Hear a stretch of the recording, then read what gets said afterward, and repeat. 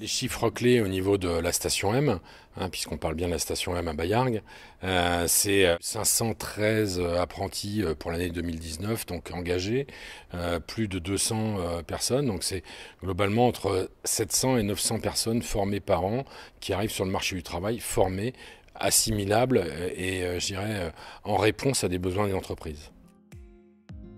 Alors, nous sommes partis d'une étude de terrain auprès de près de 150 dirigeants pour justement comprendre leurs enjeux, leurs besoins et du coup définir en fonction notre positionnement.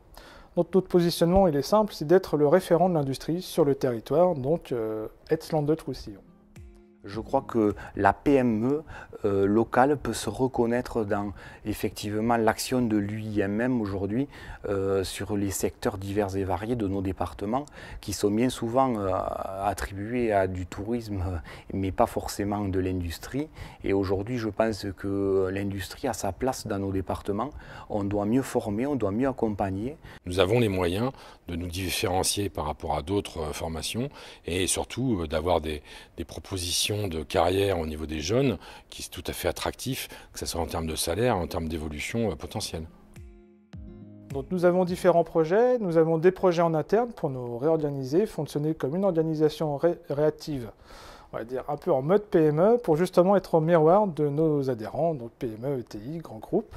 Et nous avons évidemment des projets de développement de services à leur disposition. Donc nous avons lancé déjà des premiers chantiers. Nous développons un service en tout ce qui est HSQE. Nous intégrerons bientôt, je pense début 2019, une compétence en industrie du futur, performance industrielle.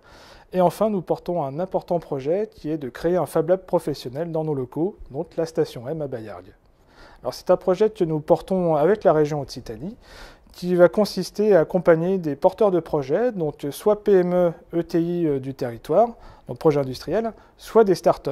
Donc typiquement, nous visons des startups qui pourraient être hébergées au BIC, par exemple.